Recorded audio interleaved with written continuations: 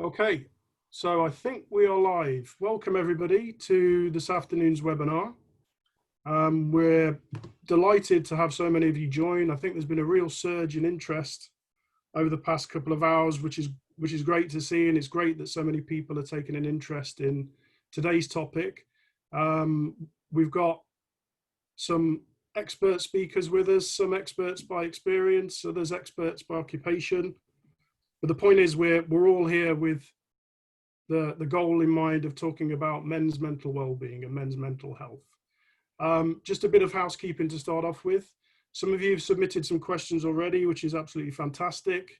We're going to try and get through all of them. If we don't, please don't be offended. There's an option for you to submit questions whilst we're talking. If you click on the Q&A section of Zoom, you can put your questions in there and we'll do our best to get hold of them. There's a dog. Oh, right. You can probably hear a bit of background noise. So hi guys, I'm live. Can we go? A good introduction to our panelists. Right. So let me just quickly do that.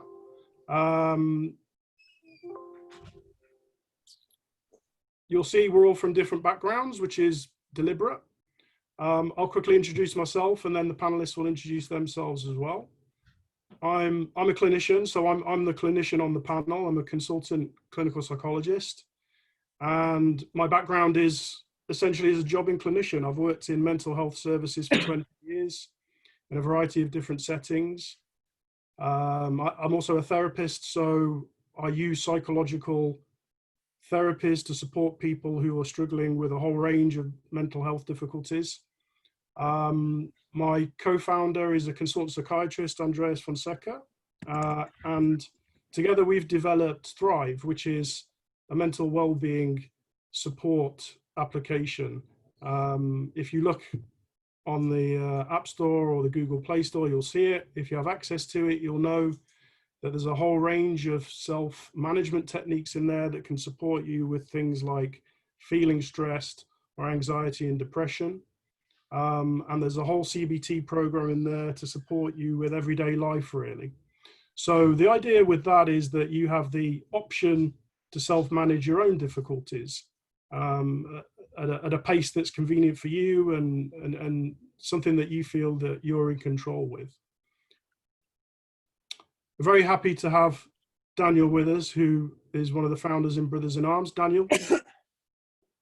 Yeah, hi there.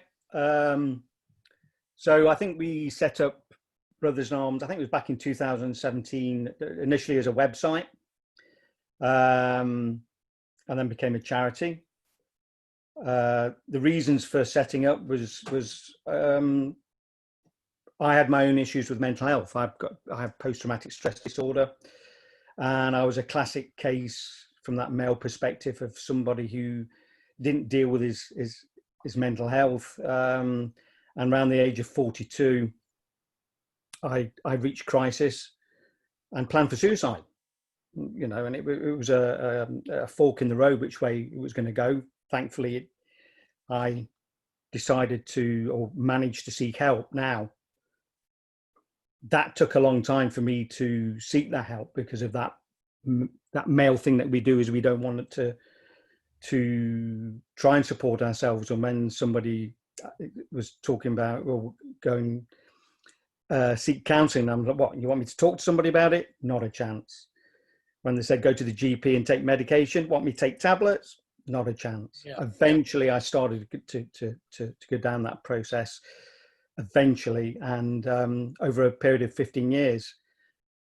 Long story short, that took me to a situation where I thought of, because I loved the therapy and counselling so much that I started to train with the idea of being a therapist and counsellor, and really realised that to specialise with men, that trying to get men to come to you, from my own experience, would be difficult enough in itself. And I think the other thing was, as well, as you in therapy, predominantly it tends to be face to face, and you can only do one person at a time. And then finding that in Scotland specifically, we did not have at that time an organisation that was gender specific to men, that represented men and mental health, and represented the huge rate of male suicide. So creating the website seemed to be a non-brainer. And then from there, knew that we had to somehow provide some kind of service because of the reaction that we got. Did look at helplines, but you do a lot of and there's helplines already out there, but also men tend to only use them when they're in crisis. Where I was coming from is could we have something that was about prevention and self-management? And doing a lot of research, eventually came across Thrive, and from there the journey really started in able as Brothers in Arms to provide an NHS approved service which also had a dedicated team of experts that could provide and underpins what we do. Thanks, Daniel. So I think you just hit on a really important part there. We see that men are sometimes disproportionately represented in certain types of services. So we know that men tend to make up the bulk of people who access drug and alcohol services, disproportionately found in criminal justice settings and forensic services. Yet because of this masculine identity, it's really difficult for men to feel like they can reach out for support or even acknowledge that they've got a difficulty surrounding their mental health. Is that something you've experienced with Brothers in Arms? From male users, from the demographic, absolutely yes.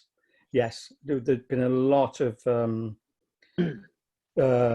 guys that have got in touch who have. What I found was there's two things. There was a lot of guys that would get in touch because they loved the fact that there was a space that they could call their own. There was something there that represented them. I think also people. It doesn't surprise me now, but also especially when we launched the social media side, is the amount of women, sisters as we call them, that jumped on and said, this is so needed right now, because they recognize, and many of them are either being personally affected by a male suicide or were supporting a man in their lives.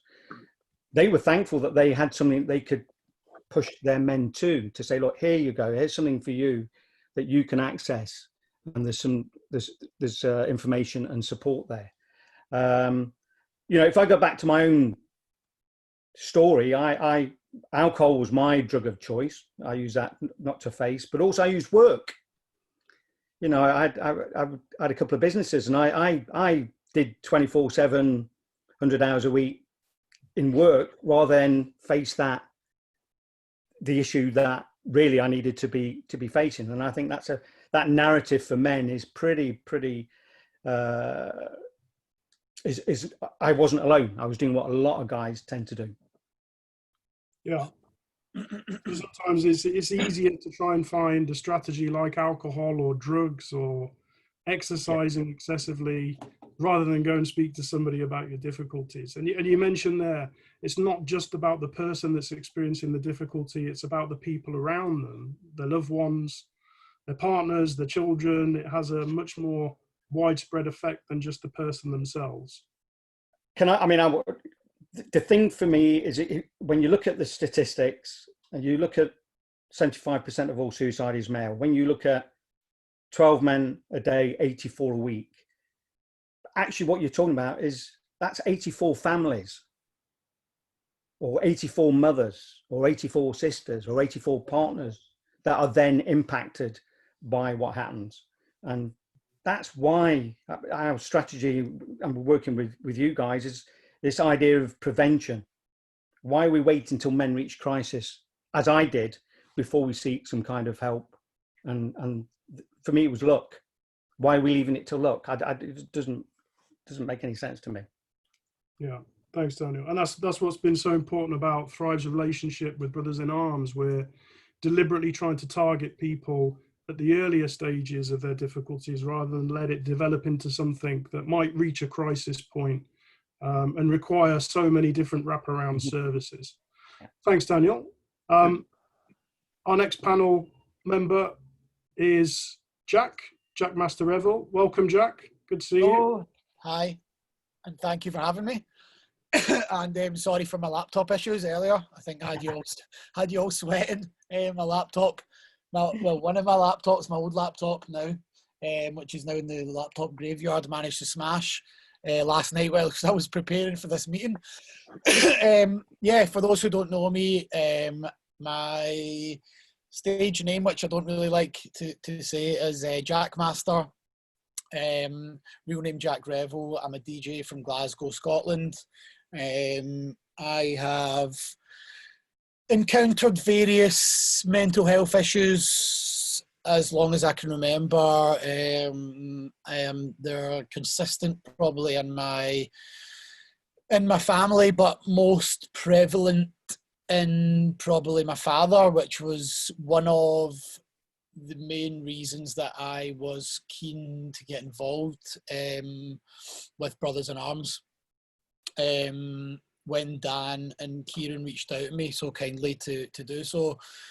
I think some of the questions that are going to come later we'll dive into this, so I don't want to go into too deeply on my introduction, but my job, as much as it's the best job in the world, and it's what I always wanted since I can remember, since I was 12 years old, comes with its ups and downs and its various temptations, and its peaks and troughs that all did and will probably continue to contribute both beneficially and detrimentally to my mental health. And going back to the family thing, the most seriously member of my family affected by poor management of his mental health, and maybe at times probably the I would not like to use the term weakness, because that's excuse my French, bullshit when we talk about mental health, but maybe incapacity almost by society to ask for help was my father, who we sadly lost a couple of years ago, and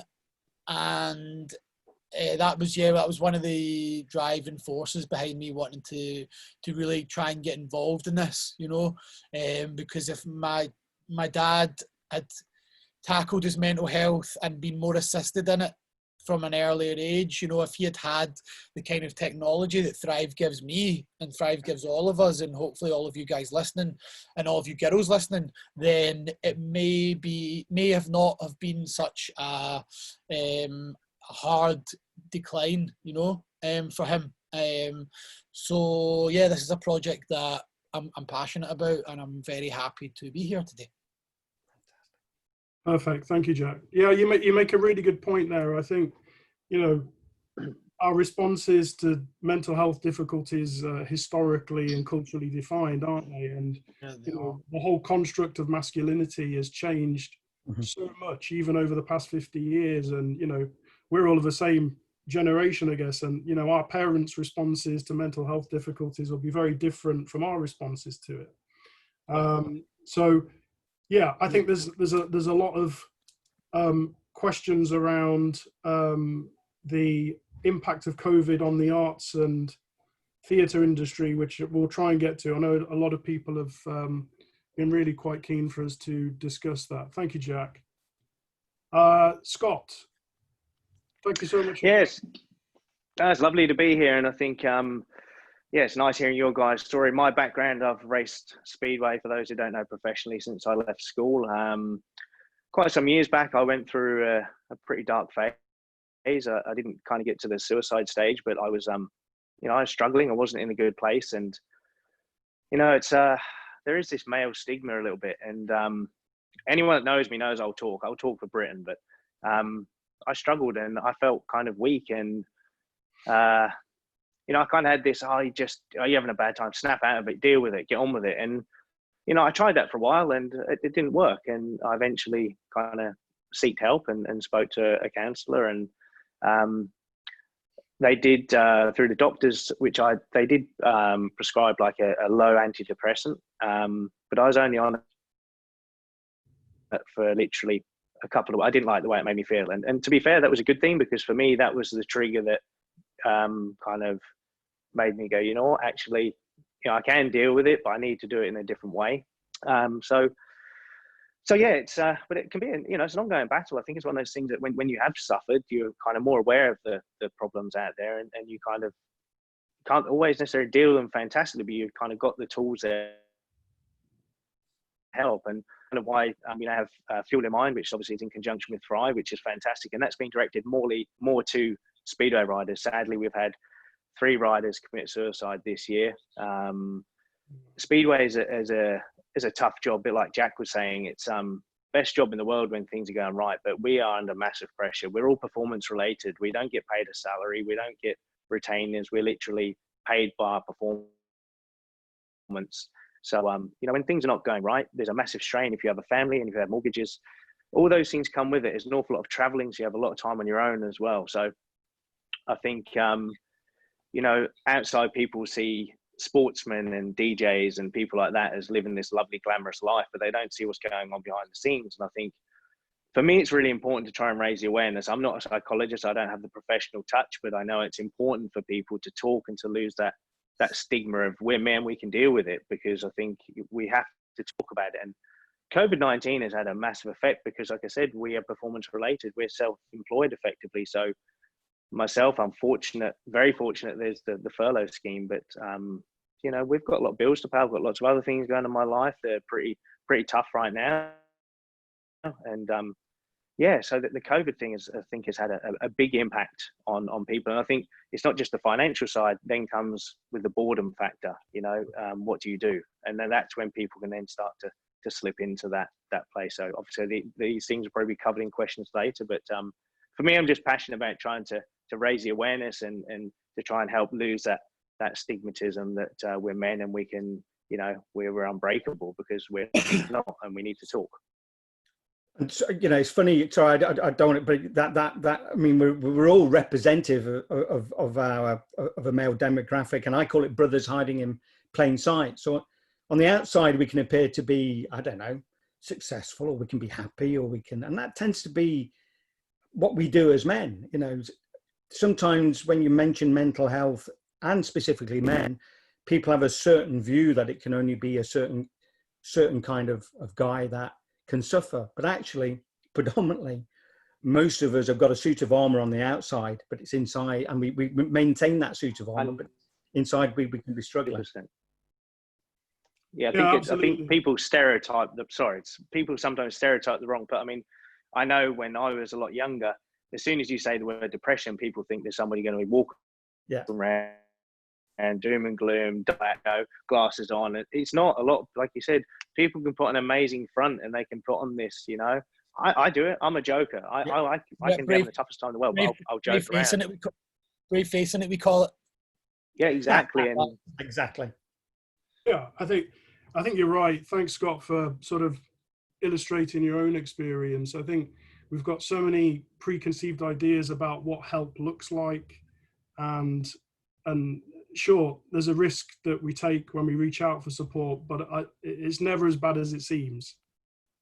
And I think oftentimes it's just literally taking that first step to talk to somebody, whether that's your GP or your partner or a friend that you've got a particularly good relationship with. That's often the first step to getting the help and support that you need. Okay. Derek sent in a question. I hope that's answered your question, Derek. I think it has. We've got a lot of questions to get through. So again, apologies if we don't quite reach everybody's question. We just wanted to sort of round off that discussion around COVID. We know it's a really difficult time. And we were just talking about this just before we started to broadcast. A lot of people are understandably feeling really unsure about the future. And we're sort of collective in that. And oftentimes that leads to a sense of anxiety without really knowing what's going to happen in the future. It affects our well-being because of our ability to earn money, which is a really important thing, or worrying about what the future holds for us. So we just wanted to sort of formally acknowledge that, it's a difficult time at the moment, but we're all in this together. Okay, so this is one of the questions that got sent to us, which we thought we'd talk about because it relates to helping others. So as you can see there, the question is, my partner's been struggling with their mental health, but won't go and get help. What can I do to support him? I guess that's pretty familiar to all of us on the panel, really. Yeah. How can you support somebody who's close to you, who's dear to you, if they don't want to help themselves?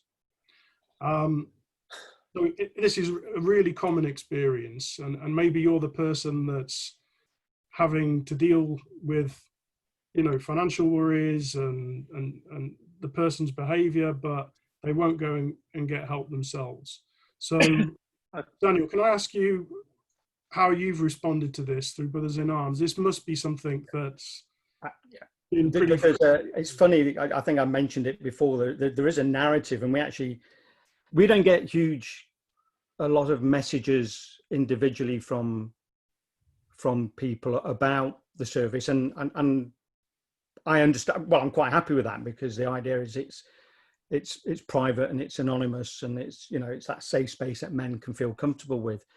But I think I said before, when we launched the social media side of it, it was predominantly that partners and women that were jumping on, that were saying this is so needed right now. And one of the common narratives, which I think is almost ideal in that question, is women and partners have tended to download the Brothers Thrive app onto the men in their lives who are on the phone for them, and then left it with them. And some of the messages we've had come back has been amazing. We, a couple of partners and a wife that said, I downloaded the app onto his device, onto his phone, and he started using it, and has come back to me. And one, she says, I didn't even ask him. He said he was really enjoying it. He liked the CBT, and even was trying the meditating.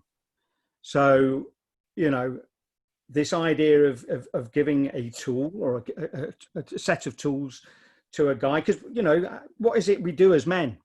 We try and fix that issue ourselves. Yeah. So the fact that we can give them something that they don't have to tell anybody about if they don't wish to, that can be downloaded as a start of that journey to start to support their mental well-being, and so prevent them reaching a crisis point, I think is so that would be the answer. Is the narrative is people, partners and women who are supporting men with mental health tend to drive them towards the Brothers in Arms site, and then or they download the app for them. Sorry, but I think that's a really good point, actually, because I was just thinking that we're kind of at the moment, because this is predominantly male, but it could be a situation if your partner is male, or if it's just a dear friend is male, that what you just said then, men try and fix everything. I've been told that all my life, I'm always trying to fix things. And I think by sowing a seed and letting the person almost fix it themselves for men, I think that actually works really well. So, the app is obviously doing a fantastic job.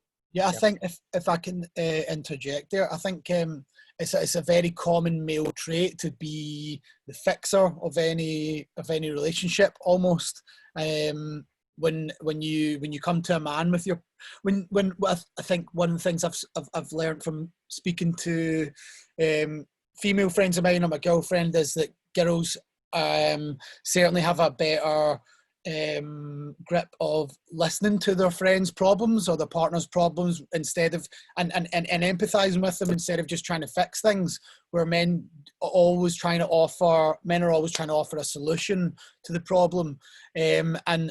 It's like one of the things that I've found good about the Thrive thing is that, if you're in a bad situation or you're feeling down or you can't get your arse out of bed, the last thing you want to do is to speak to someone and for them to solve your problems. It's almost seen as a male weakness to admit that you're depressed or you're having anxiety issues or you're struggling. So you can just load up the Thrive app and you don't have to pick up the phone and speak to someone in person and be embarrassed, because from my experiences, that's, what I would feel. These are the kind of emotions I would feel. So you can just text people. You can just text your CBD counselor. You don't have to get your arse out of bed. Sometimes sitting your arse in bed all day might be the best thing for your mental health. Sometimes it might not if you get into a bad cycle, like we've all probably been guilty of. But just having that ability to speak to someone completely anonymously, and just be on the end of the phone via text is like a very vital tool. Yeah. Because I personally have been to my GP. I round the corner from where I live. It's almost like a rolling staff of GPs. It's not always the same GP. Sometimes it's what they call a medical practitioner. And I walked in one day to talk about my mental health, and it was a girl I used to go to school with. And like, as guys, we were talking about being embarrassed about your mental health. You can imagine, I sat down in the chair. She came in. She's like, "Hi, how you doing?" No idea if she recognised me, and I was like, "I'm here talking about my gammy leg." Yeah, I get that. Do you know what I mean? Yeah.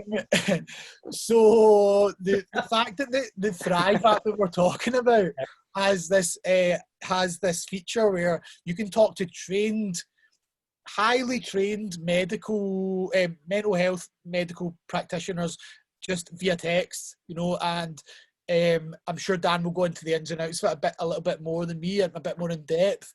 But the people you speak to one certain CBT counsellor, and they keep an anonymous record of what you've said to them. If they're not available, they'll ask you their permission, right? If they can pass it on to one of their colleagues. This is something that is completely anonymous, which is like, and it's been found in studies that men prefer to text and to talk on the phone. And I don't mean to generalize between men and women, but certainly when I read that statistic, I was like, well, that rings true with me. I would much rather talk on text to someone than on the phone. And that's why, like, I think the Thrive app can be so beneficial, man, on those days where you can't be arsed moving from your pit. You're lying in your pit, you're binge watching rubbish TV, you're ordering junk food, you feel like shite. Do you know what I mean? And it might be the difference, between going to dragging yourself out of bed to go and get a bevy, or go and order a bag of something to shove up your nose. You could just be on the end of this app, and you could save a lot of money, save a lot of brain cells, and you could potentially be saving your own life. Can I just say, that's why he is the patron. That's why he represents Brothers in Arms. I think he just manages to say and encapsulate exactly where we're all coming from. Well done, Jack. That was smashing. Yeah, perfect. Thanks, Jack. Yeah, I mean, I think it's a big thing, isn't it, to be able to access support when you want to, and not when you have an appointment. And I think, there is something that's so important about the ability to choose when you access support, how you access support, and who you access support with. So this, as Jack's just explained, the whole principle of this really is to make the person in control of the support that they receive. And I think a traditional model of sort of mental health care is pretty much, we're going to give you an appointment, you turn up at this time. If you can't make it on that day, then guess what? You go to the back of the queue again. And they're overstretched. Services are overstretched so much. I've worked in the NHS, Andreas has worked in the NHS, and sometimes you have a waiting list of 6 to 12 months before you get support. So we really wanted something that was immediate for people, and that didn't require a waiting. Okay. Scott, I'm going to come to a question that's been sent in, that's been addressed directly to you, if that's okay. Yeah, cool. And the question is, how do I teach myself to notice negative thoughts and replace them with realistic ones? Well, I think the word realistic is a key there.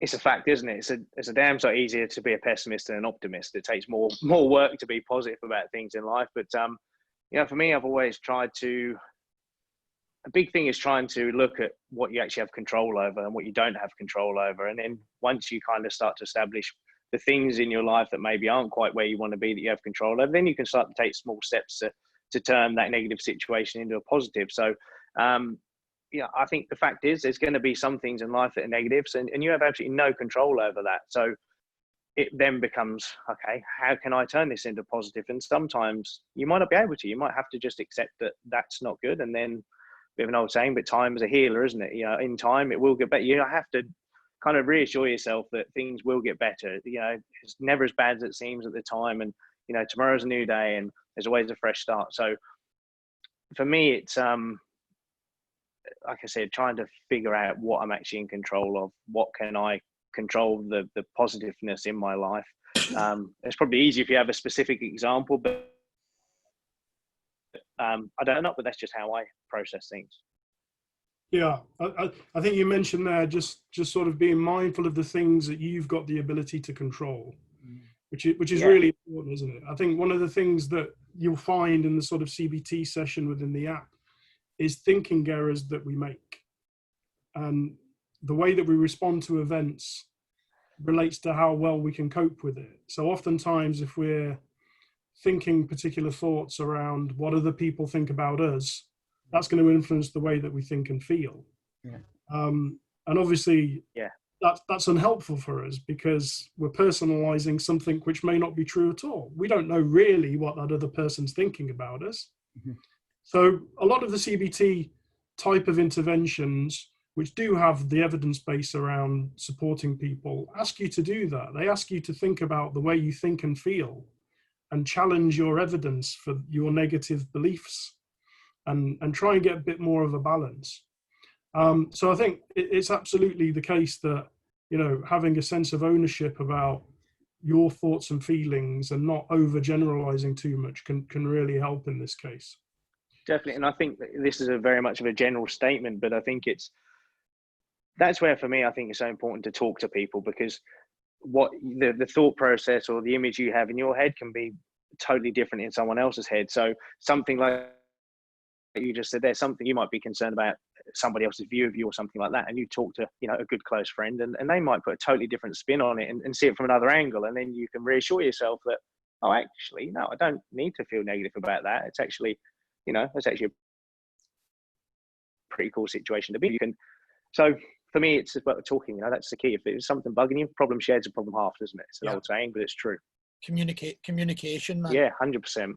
Yeah, it's been a big thing, and within all my mental struggles, it's been a big thing. Bottling things up is sometimes you just do feel like almost you're going to explode, almost, with all the things that you it's like a pressure cooker inside your head. Yeah, you're a pressure cooker, and unfortunately, we live in this patriarchal society, which is of a detriment to both males and females at times when it comes to mental health. Because, I mean, ultimately, if you're struggling with your mental health, you're going to be, you know, you're going to be a dickhead to your partner, or you're going to be a dickhead to your friends or whoever else you come in contact with at times. And, you know, this negative thinking thing is something that can be overcome if you engage yourself in the right practices, and they're very much habitual, you know. Something I struggle a lot with, being in the public eye, so to speak, which I'm sure you struggle with the similar thing, Scott. Is like I've found personally, when I've been in my darkest moments, it's almost came to close friends of mine physically dragging me out of bed and saying, you know, get your arse out of bed and let's go for a 5K, or let's just run around the block and get into a routine almost. It doesn't happen overnight. It takes you a week or so to get into it, and it might feel like shit. I hope this is censored, by the way. It might feel no, but it sound better if it's sound better if the Scottish guy got bleeps over him. It's kind of like, we haven't got the technology to bleep it out, Jack. Don't bleep it. It might feel like shit for the first week, but trust me, if you can kind of get into these good habits, then, you know, everything almost falls into place. I mean, we'll get deeper into that as more questions come in, but for me, that was a big thing. I think as well, there's something about when you start to, whether it be through the app or through, you know, maybe going to human-centered counselling if you can do, but or using CBT. I think there's something about your own journey as that person, especially from a male perspective, where you start to become self-aware. Yeah.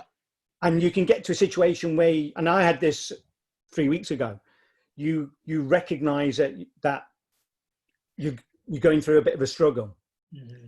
And when you can recognize that, not that you can make it go away, but the fact that you can recognize it, you're self-aware, means that you know why you're going, you know, you're aware of it. So you can maybe look at doing the 5K run, or doing something, or using the app more often, or, you know, speaking to my wife. So I think which is what I tend to do quite a lot of as well. So I think that's one of those things that once you start, especially, well, from my perspective, once you start that journey of accepting your mental well-being, it has good days and bad days, and you start to learn that self-awareness when there's a bit of a bad day, and not to be ashamed of it.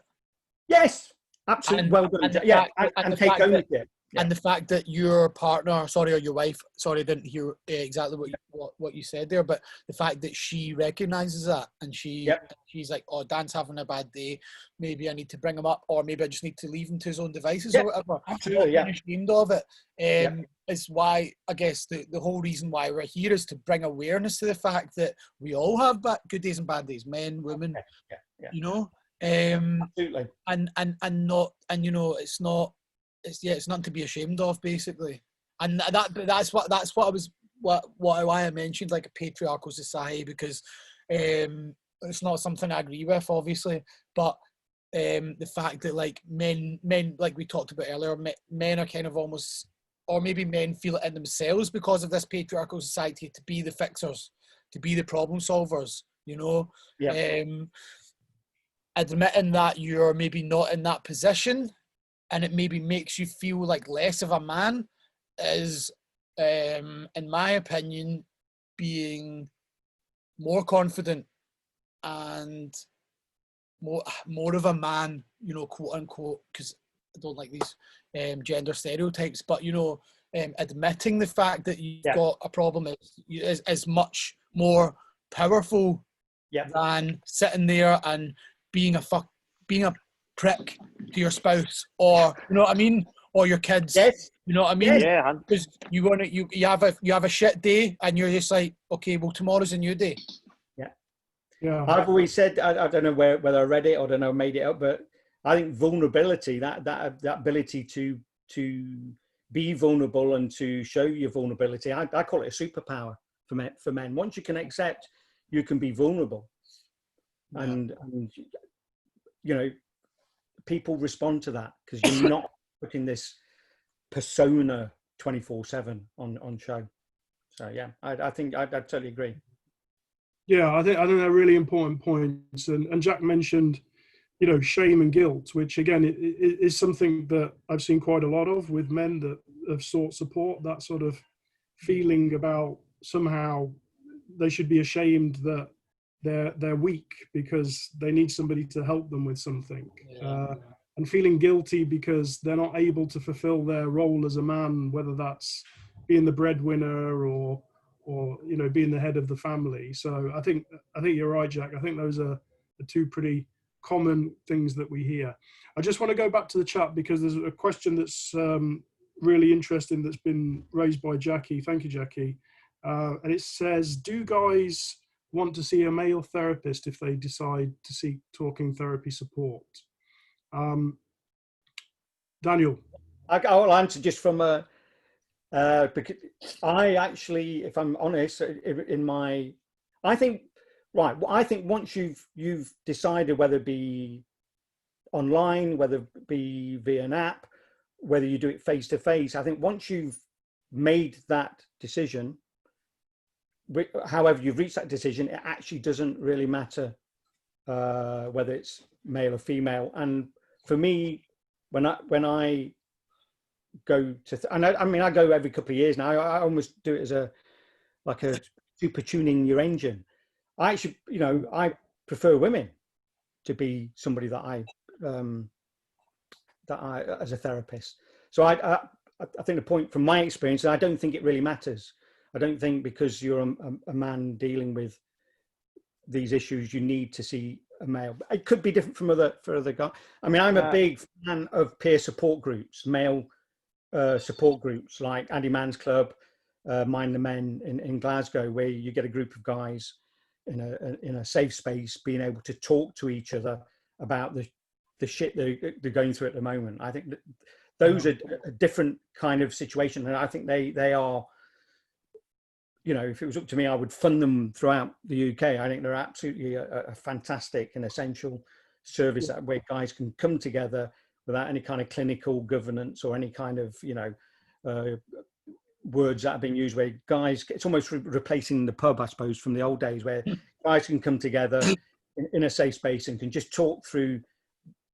And it can be something that's very simple. It can be they're just having a tough time at work, or they can come together. So in that sense, you would prefer to be talking to a guy. But I think in a professional setting, I don't think it matters to me anyway. No, just touching on that. Personally, I don't think it does. I think it's just about a connection. I think it's like anything in life. It's like you go for a personal trainer, you know, you don't get anything out of them unless you connect with them. Yeah. And I think that for me is the most important thing. And I think people have to realize that don't just give up after seeing one counsellor or one session, because you might not have connected. That doesn't mean that person's doing a bad job. They're just not connecting with you. And maybe you have to go to 2 or 3. And then you find one that you go, I feel comfortable. Yeah, it's like, and what they're saying is helping. Yeah. That's very, Sometimes, that's happened to me before. I've got to speak to people and it's just not been, you do get that click, like Scott says, with a personal trainer or anyone, the same as anyone you meet in the pub or anyone you meet in the club or anyone when you meet at an after party or you meet in the shop. You might just instantly get a click with someone and be like, all right, you seem like my kind of guy, or you seem like my kind of girl. Can I get your number? Can we go for a coffee or whatever? Can we go for a pint?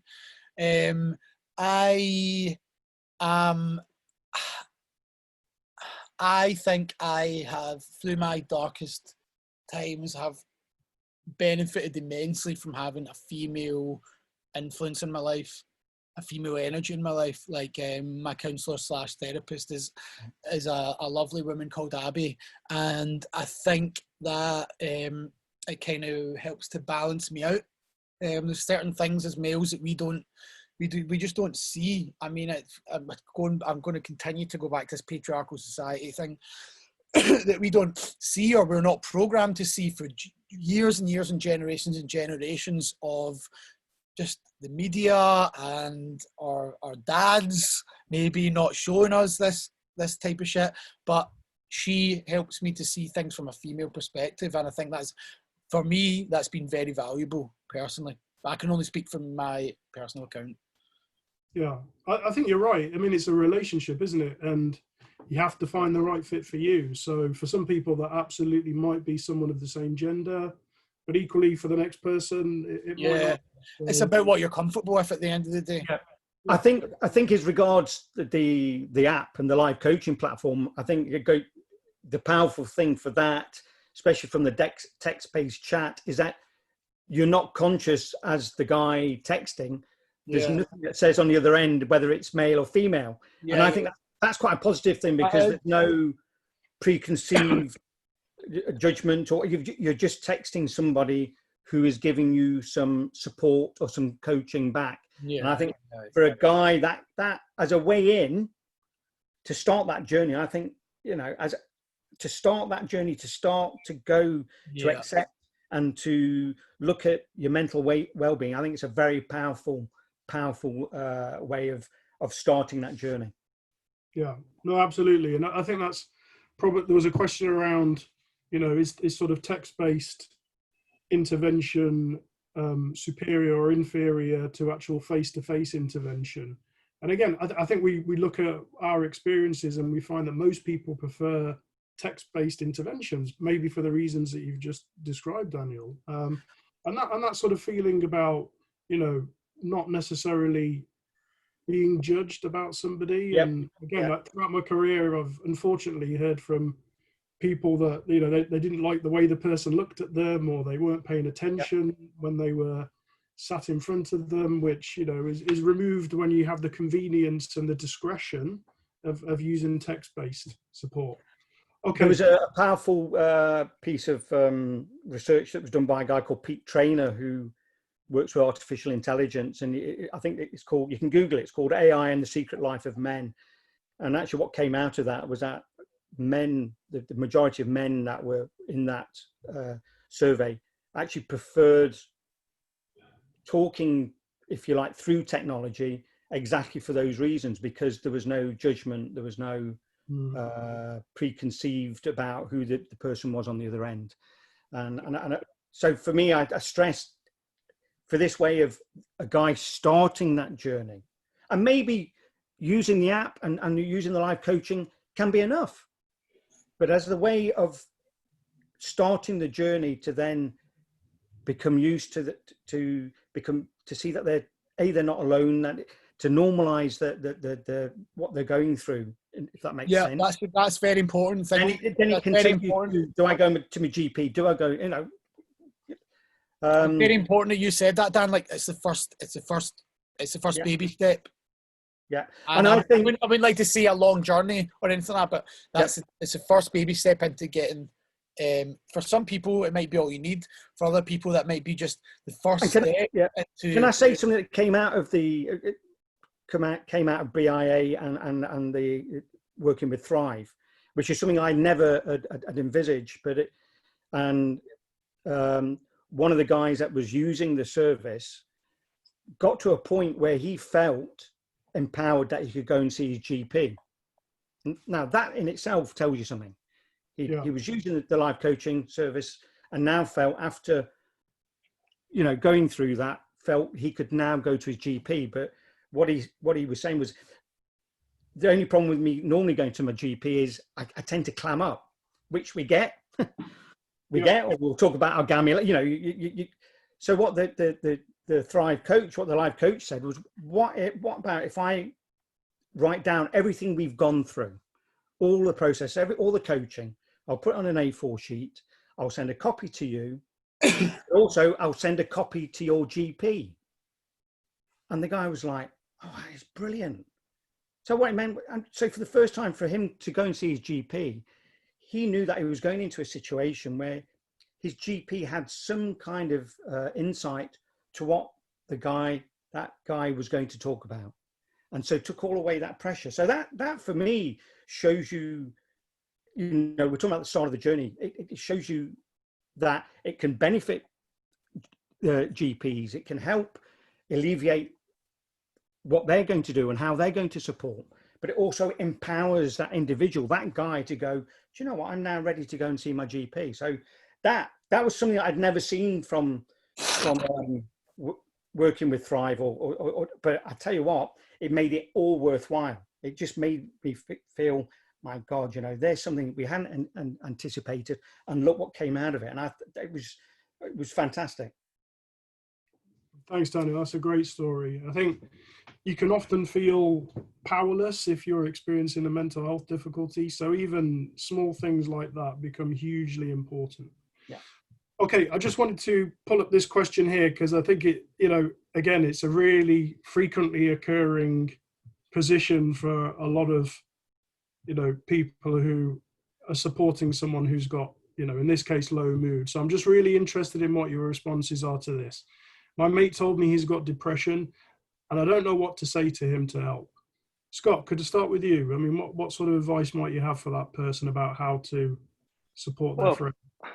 Well, the first step is, if the person says they think they've got depression, then it's kind of, you know, they've accepted that there's something wrong and they clearly want to do something about it. So for me, I'd kind of be asking them how they're feeling. If they feel there's any triggers that they think may have led to this, you kind of start to rewind a little bit and then just ask them how they feel about talking to a counsellor or therapist, what they want, what could they do, kind of almost try and get them to help themselves in a sense, not pressure them, because I think you find when people say things like that, if you kind of overload them, it kind of almost makes them back into a bit of a corner. So it's kind of just giving them little triggers to almost answer their own problems, if you want to term it as that, and then see what you can do to create some positivity for them. But definitely, you know, just the talking, you know, I think women are genuine listeners, and I think what you have to be careful with that. For me, is that I know I would be the sort of person that's straight away such, because I want to help and care, trying to jump in and find solutions, when it's more about, a lot of the time when you're in that place, you just want to offload some things and have somebody listen to you. And a lot of the time with counsellors, when I've been, there's an awful lot of silence, because they're waiting for you to start to answer your own questions. And I think that's the key. Sometimes offering an ear and being silent actually does more than trying to fix a problem. Yeah.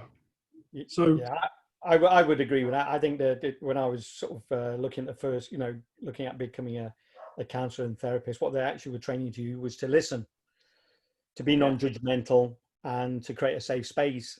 And you can do that. You don't have to have you can do that in a pub. You can do that over a coffee, where you can allow that person, your mate, as you said, Scott, to offload, just and don't, as you say, you're absolutely spot on. Do not try and offer a solution. They just want to get that stuff out there, and just let them have that let them express themselves, let them get to offload and get to the crux of what it is that's on their mind. And I think the best you can do as a mate is listen and be non-judgmental. That's a really powerful. Do not judge that person, because to them, whatever it is they're talking about is important to them. May not be important to you, but to them, it's important. Yeah. I think one of the most important things is also, as a friend of someone who's admitting to or confessing to you that they've got mental health problems, depression, anxiety, or whatever else may be, is, give them, massive props in the fact that they have divulged that information to you. Do you know what I mean? That is a big step that any person takes, be it male or female. And yes, you can't help yourself unless you want to be helped, but hopefully divulging that information to one of your friends is going to be the catalyst to them giving you maybe a boot up the arse, in terms of going out and getting active, which I feel is for me, the main, to use the word catalyst again, the main catalyst for me to break out of a bad cycle of negative thoughts or poor self-worth. Do you know what I mean? And hopefully, hand on heart, that everyone's got someone like that they can confide in. It might not be your best mate, it might be your auntie, it might be your mum, it might be your second removed cousin, you know what I mean? But hopefully everyone that's listening, or everyone who's watching us back, does have someone like that. And I think don't be afraid to ask for help, because there is always someone out there that cares for you more than you actually know, and they will probably be prepared to give you that boot up the arse. Again, I kind of use these terms. It's maybe a born and raised in Glasgow thing. But there's been people that have stuck their neck out for me when I've been in my darkest depths, and kicked me out of bed when I've been prone to sleep until 4, 5, 6, 7, 8, 9, 10 p.m. at night. Do you know what I mean? I think there is the phrase of helping yourself, but sometimes people just need a little nudge. You know what I mean? Yeah, completely agree with all that, Jack. And I think if you're listening and you're thinking, well, I don't really have anybody around me. I mean, Daniel's mentioned a whole bunch of peer support and mutual aid organizations that you can join freely. There may be local meetings that you can go to. And just be with people and share your experiences. So even if you don't have a family member or a friend, there's other ways of sort of accessing help. Yeah, I mean, Andy Mann's club is a great one for they're throughout the UK. Mind the Men in Glasgow. You've got the Martins Club, I think, in Oban, where so I think there's one called Human Org, which is throughout. I think they've got one in Edinburgh. Again, these kind of peer support groups which you can go to, and I've been to a few. You can listen. You don't have to engage and talk, or you can talk. But it's great knowing that when you're in this group of men, that you are not alone in having not specific. It's not about matching your specific. It's just it's great to know you're not alone in going through some tough times. Yeah, can I add in there as well? I think a big thing is we've said about you have to be exceptionally careful how you talk and respond to the person as well. And I think this is something that I kind of want to put out there to people if they are struggling a little bit, whether it's depression or anxiety, is that somebody exceptionally close to me is struggling with anxiety, and some of the things that they mention, seem so trivial to me, but to them, they really struggle with them. And I think that's one of the big things, is that people think anxiety and depression is associated with massive traumas in life and massive issues. No. A lot of the time it's not, but it's those little things that and then it becomes this embarrassment, because they think, oh, why am I struggling with that? So they don't open up about it. The fact is, if you're struggling with something, you're struggling with it, and it's individual to everybody. Yeah, it's important to you. Yeah, I think that's the key. Yeah, I think it doesn't matter which background you come from, what you've been born or blessed with, what you've been through in your childhood, which traumas or whatever. People struggle with anxiety and depression for it can be like you said, Scott, it can seem the tiniest, most trivial thing ever. Like I can't speak for anyone in this panel or anyone who's listening, but everyone's been through shit in their childhood, but there could be the tiniest thing that happened on Saturday, right? That's causing you grief, that relates to something else that happened, and something else happened from that 5 years ago, 10 years ago, whatever.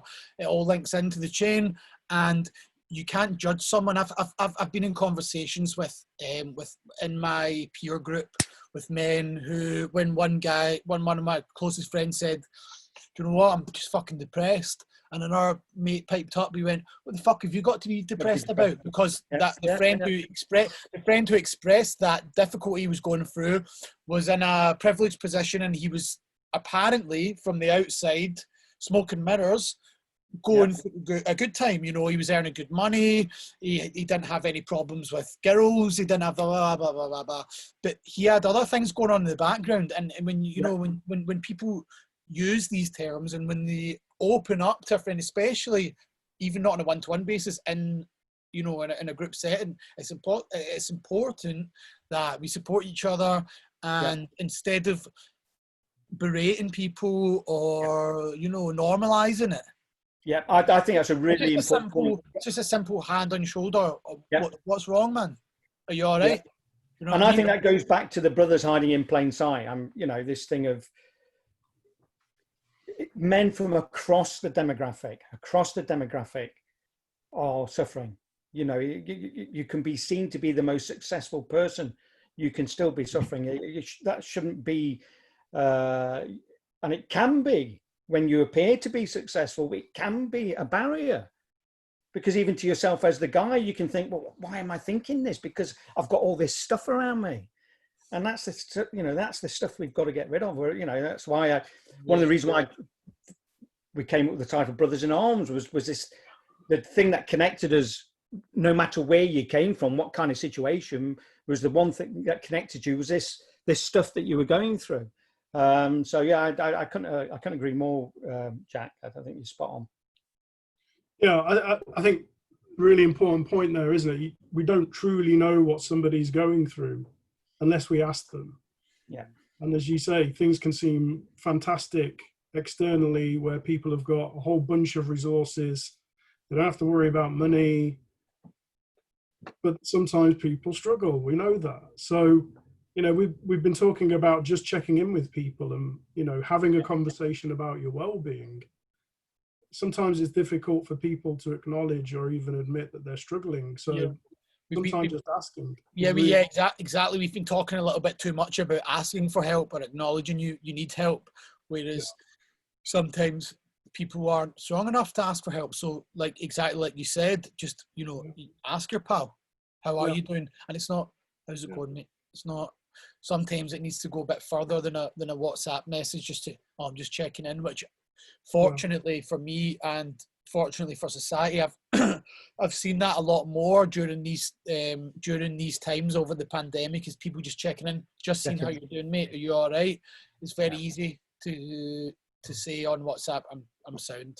And obviously with social distancing and all that, it's not as easy to see people face to face, but you know, checking with your flatmates properly, you know, people that live around you properly, and as the lockdown is getting eased, you know, just opening and you know, inviting proper conversation and the right environment, of course, with your friends or your peers, your family members, over how they are doing.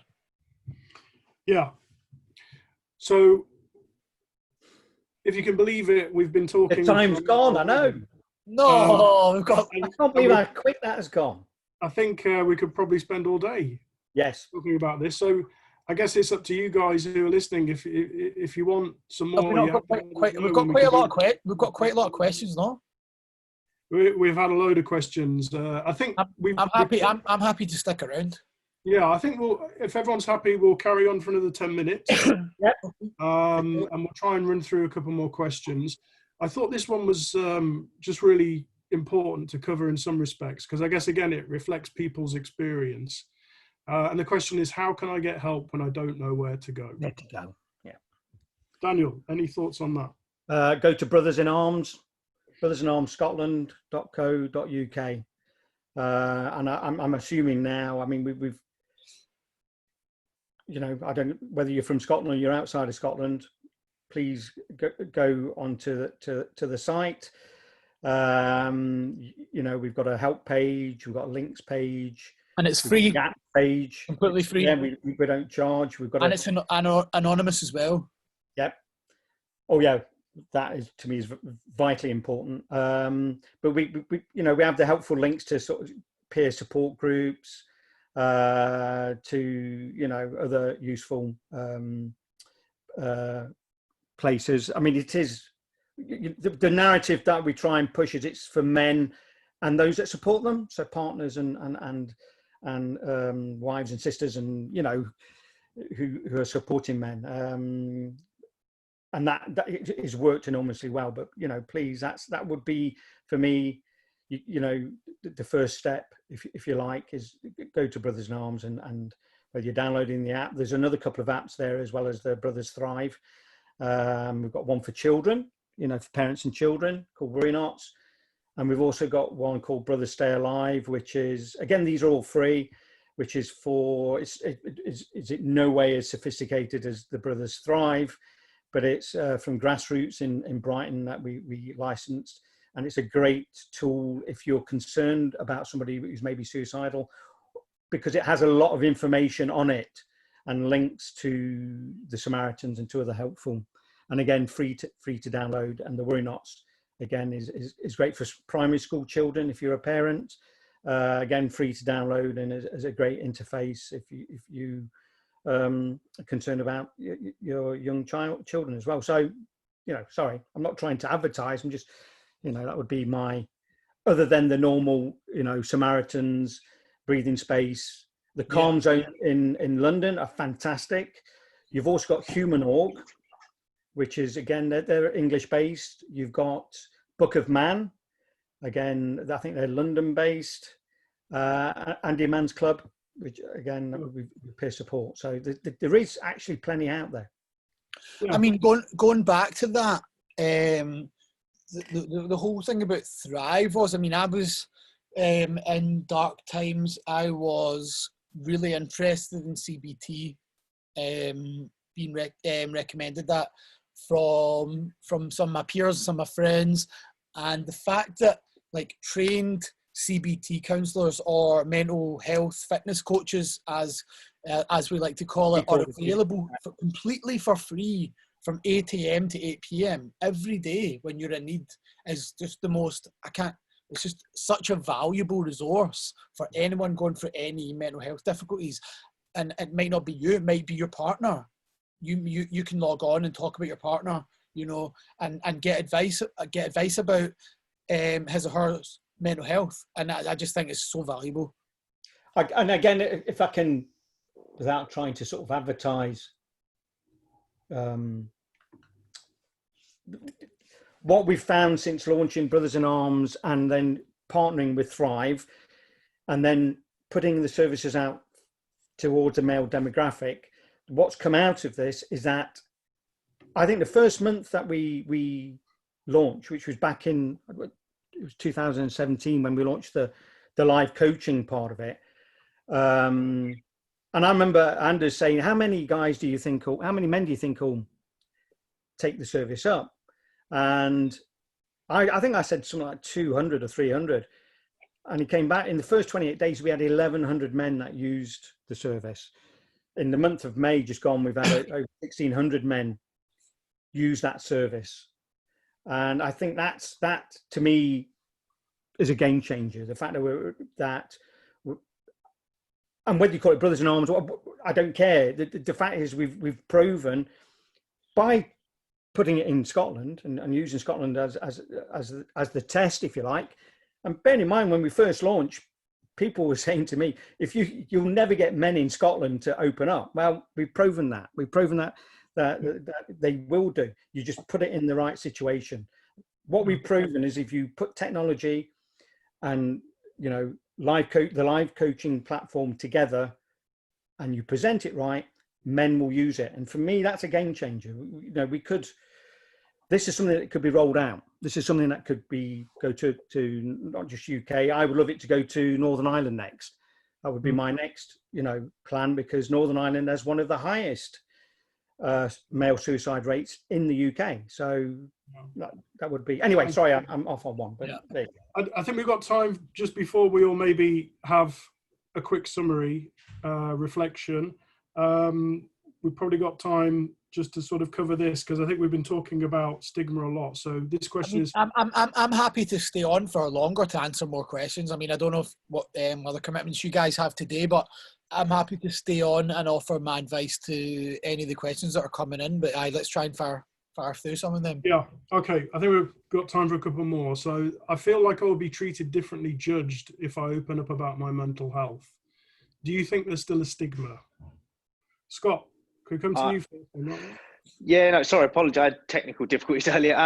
No, I really think it's changed now massively. I think there's still, I think some men still feel there's this stigmatism within themselves, but I think people look upon it very differently now. And I think there's definitely so much more awareness out there now, and that cannot stop. But I think the stigmatism has changed. I think a bit like what Jack was saying earlier. Now I think people feel almost that men feel more empowered if they stand up and go, do you know what, I'm struggling, I'm having a tough time, I could do with some help, as opposed to trying to put this bravado front on, being Mr. kind of flash in front of people, and a nervous wreck when you shut the door. I think that's changed now, and I think that's a massive positive that we've seen in the last few years. Great. Jack, would you agree with that?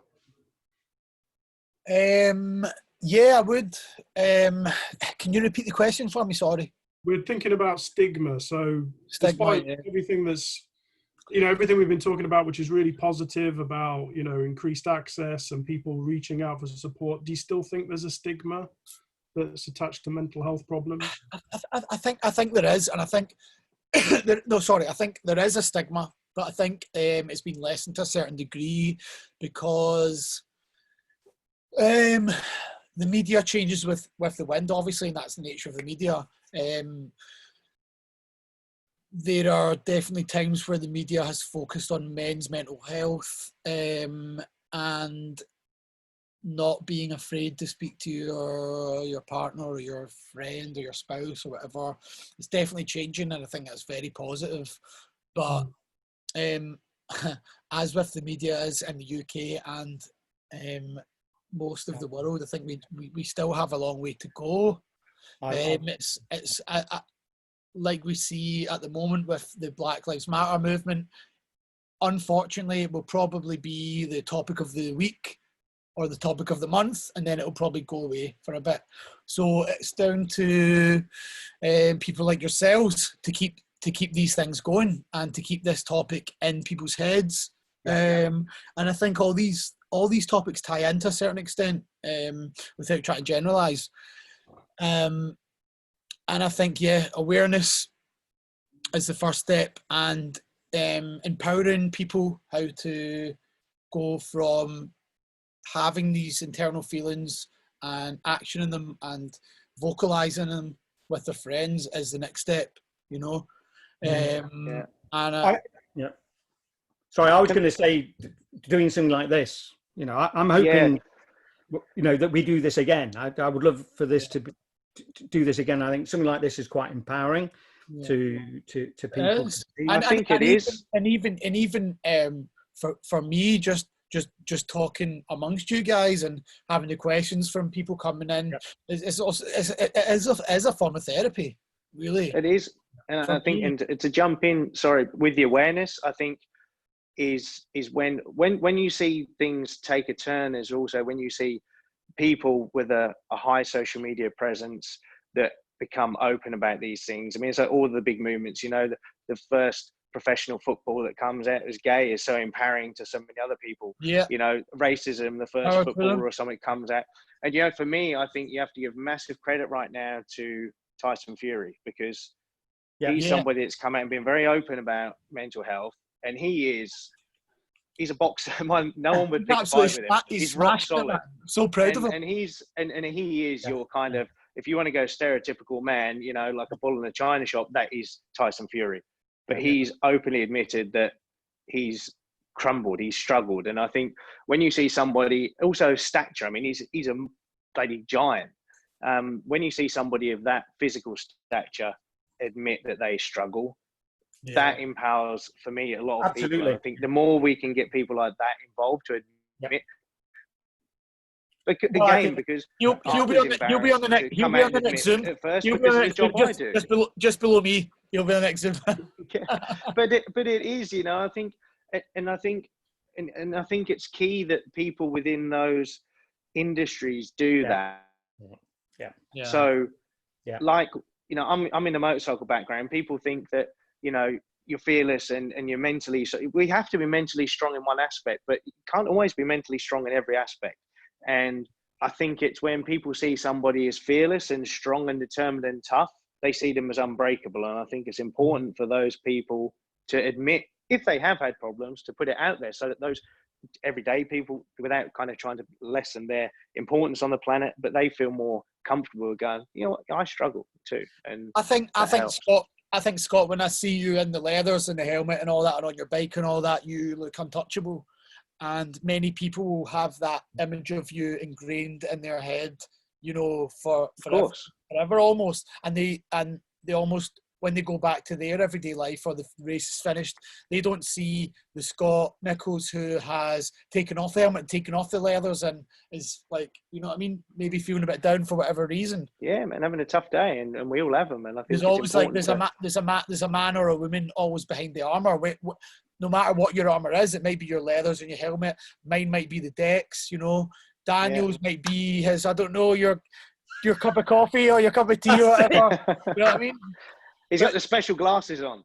That's it, the special glasses. You know, make me look intelligent, mate. That's all it is. I don't need them. There's someone behind that. Whether it be your vape or, you know, your cigarette, whatever. There's someone behind that.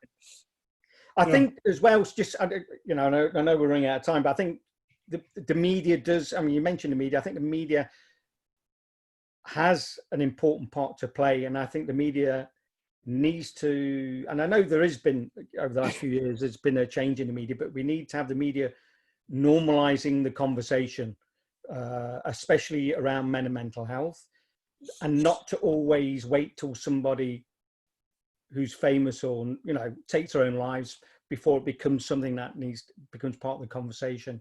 You know, the media could be really helpful in putting a powerful message out there, and you know, especially I have to say in Scotland, we could do more of that normalizing of male mental health. Yeah, absolutely. We're going to get kicked off the webinar in a minute, but we've just got time to sum up and offer some reflections, and I thought this was a really good question for us to do that. So if we can hear from everybody on this last question, which is, what's the best piece of advice that you could give to somebody who's struggling emotionally or with a mental health problem? Could I jump in quick because I have to dash? So could I quickly answer this Please. and then depart? Yeah, you guys? absolutely. It's been awesome being on, and I've loved all the input, and I'm so grateful for what you're doing with Thrive and Fuel Your Mind. And I hope the people that are listening to this can take some comfort and more importantly, get some direction from it. But my real small piece of advice for me that always works is 100% talk and communicate to people. Find that person that you're close and trust with if you can. If not, seek professional help. And for me, feel like Jack, exercise. I always find that not overdoing it, but just getting active. It doesn't matter what you do, whether you can run for 100 meters or 100 miles, it doesn't matter. Just challenge yourself to a little something. It's about making goals. I like to have a routine and feel like I'm achieving a little something every day, even if it's just you want to draw a picture, just so that you give yourself that sense of achievement, just small steps. That for me helps. So that's my little piece. If I can echo what Scott said, it can be, for me, it's like getting active and achieving goals. It can be the tiniest thing. It can be like, I write a to-do list every day, and the smallest thing that I do, I put a nice big green tick emoji beside it, and it can be take the bins out. It can be the smallest thing, like put your socks in the drawer. Like those little things give me personally satisfaction, and they give me purpose to my day. Listen to me DJ talking about the purpose of my day, putting socks away. like literally though, like I've got like about, I hope you paired them up. I've got about 10,000 records behind me that need organising, and the purpose to my day is pairing socks and putting them away. Right, but that's true. Like I completely echo what Scott says, and I know that can feel a world away when you're lying in your pit and you're depressed and you feel like fucking shite, right? But that tiny little thing, like even getting out of your bed and see that glass of water or that glass of whatever that you've got beside you that's man cave from you drinking from it for 5 days, getting out of bed and cleaning it, like it's baby steps. And things like breath work are really important, like your cardiovascular system and breathing is so important to how you to your mental health and how you feel immediately in that moment. One of the things I've been doing recently is a guy that probably a lot of people have heard of because he's quite trendy at the moment, is Wim Hof. Trying to do a bit of Wim Hof breathing work every day. It takes 10 minutes. There's apps like Headspace and Calm, which are meditation and like calming apps. Headspace is actually doing at the moment during these testing times are doing a full year for free. Usually it's £70 per year. They're doing a full year for free. It's like headspace.com/unemployed or something like that. If you Google it, you'll be able to find it. And they do a full year for free, a full year's program of meditation for completely free. So that's a really good one as well. Thanks, Jack. Daniel? I'm going to have to dash out. Sorry, guys, but it's been awesome. All good. And, hopefully we can do it again soon. Nice to meet you. Thanks, Scott. Lovely chat. Thanks. See you. Cheers, man. Daniel? What is the best piece of advice for someone struggling, other than to obviously probably go onto Brothers in Arms? For me, it's living in the moment.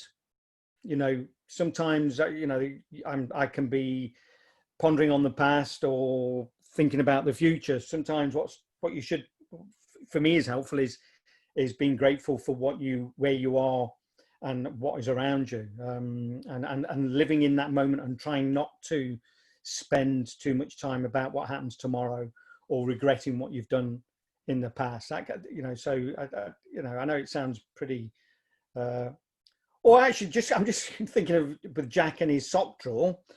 If I was to turn this around, I've got my vinyl collection. I've been over the last few nights putting it into A's and B's and C's and D's. So I'm finding that quite therapeutic. But I think it's, I think sometimes just looking at what you've got, I'm fortunate. I've got a couple of, my daughters and my wife, and, you can forget those things that keep you grounded. And I also think rhythm and routine. I think absolutely rhythm and routine is an essential part of that. Anyway, that's my 10 pence. Okay, well, the last thing I need to do is to thank you so much for joining us, Daniel, Jack, Scott. I think we've had Yep. a really, really useful session. I can see a lot of the comments are really, you know, they're really positive. They're thanking us, and they're saying that we've answered some of their questions, and they found it really helpful. So there's been a great response from people that have been watching. So yes, thank you to everyone who joined. We hope you're safe. If you are struggling, there is help there for you. Yep. Please don't do this alone. Reach out and get support. You can check all of our social media channels, Twitter or our websites, and you'll find all the resources on there that we've been talking about today. And we hope that you all have a good weekend. Is it possible, as the admin of this chat, for you to leave it open? Because I feel like there's a lot of unanswered questions in the webinar chat. I think it's going to get closed at 3:30. Oh yeah, we've got the maximum. Yeah. I think what to do is let's do it again. Let's do it again. Yeah, if there's enough demand, I'm sure we'll all happily do it again. Someone's just asked about the recording. If you go onto Thrive's Twitter channel, we'll post a link to the video there, because I think there's a few people managed to join a bit later. I think you've probably got everybody else's Twitter handle if you wanted to carry on the conversation. So, and can I also say, if if there's anyone, male or female, that wants to engage me in conversation about this subject, or anything else mental health related, then you can always get me on Instagram. With regards to this subject, I'll always try my best to answer, and it's at Jackmaster. So just hit me up. Nice one, Jack. Fantastic. Yeah. Thanks, Jack. We'll post links to everybody's social media channels. Okay, guys, thank you so much. Thank you very much. Thank you again. Thank you so much, guys. Thank you, everybody. And girls, thank you. Yes, brothers and sisters, thank you. Brothers and sisters, thank you. Bye bye. Bye bye. Bye. Bye.